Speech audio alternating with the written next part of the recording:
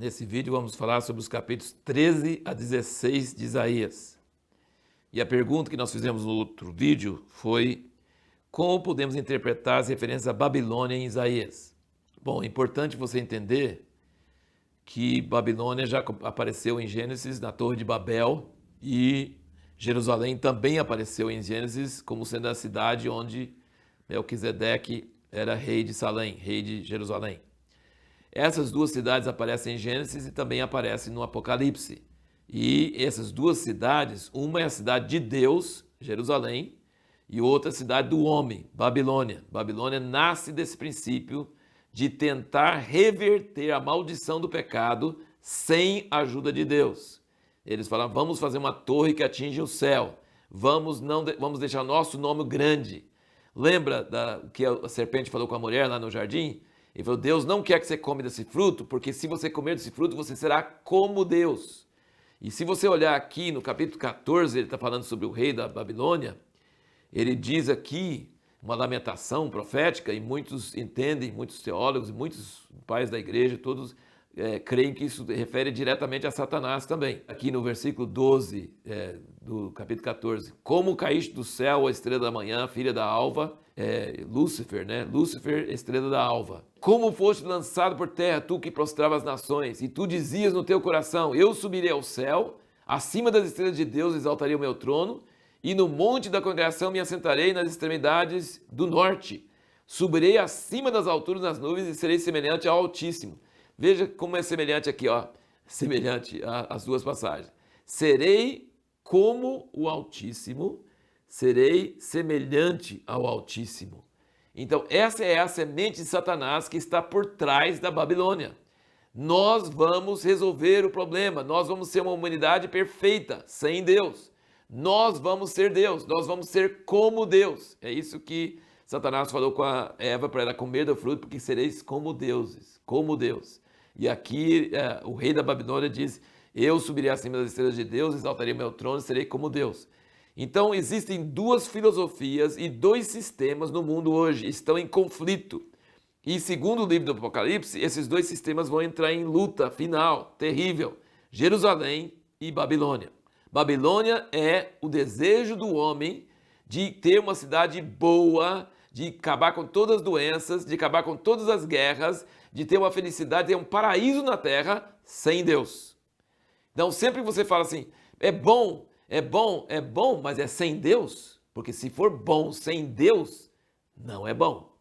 Era a árvore do conhecimento do bem e do mal. Então, tudo que é feito com bom propósito, mas não tem Deus no meio, não é bom. E isso nós precisamos entender, que isso é o que Deus odeia. Ele odeia a Babilônia, e aí você pode entender as profecias todas na Bíblia sobre Babilônia. Você vai ver isso em Jeremias, Ezequiel também. Babilônia representa não só a Babilônia literal, lá no Iraque, lá no deserto, lá que está destruído, não tem nada lá. Não, Babilônia representa todas as cidades grandes do mundo, todo o sistema do governo humano, todo o desejo, esse movimento chama humanismo. Seja capitalismo, seja comunismo, seja o que for, é tudo que é baseado no homem, sem Deus. Se Deus não está no meio, não é bom. E isso é a cidade do homem. E Deus vai destruir, Deus vai acabar. Então todas as profecias contra a Babilônia estão falando sobre uma cidade, um império, um sistema humano que nasceu em Satanás e que está querendo provar que ele consegue resolver as coisas sem Deus. Agora veja bem, as profecias de Isaías, ele está falando de uma Babilônia literal, que existia nos dias dele. E essa Babilônia ainda não era poderosa, ainda nos dias de Isaías, ainda era a Síria, que depois nós vamos ler como o rei da Síria veio contra Jerusalém, estava conquistando todos os povos. E Isaías profetizou que a Babilônia iria destruir a Síria e se tornar um grande império. Então Isaías está profetizando a destruição da Babilônia antes da Babilônia subir, antes da Babilônia se tornar poderoso. Então assim, ele está falando da Babilônia literal daquela época e estava também falando da Babilônia, o que ela representa. Em toda época tem um império humano que toma o lugar de Babilônia, que representa a Babilônia. E aqui no capítulo 13, no versículo 19, você vê aqui, Babilônia, a glória dos reinos, o esplendor e o orgulho dos caldeus, será como Sodoma e Gomorra, quando Deus as transtornou. O que tem em Sodoma e Gomorra hoje? Não, é lá no Mar Morto, tem nada lá, tem nada. Nunca mais, versículo 20, nunca mais será habitada, nem nela morará alguém de geração em geração. Mas as feras do deserto, 21, repousarão ali e tal. Isso aconteceu de verdade, viu, gente? Nunca mais a Babilônia foi habitada, nunca mais. Virou deserto, lá não tem nada, é total deserto. O capítulo 14, 22, 23 fala a mesma coisa.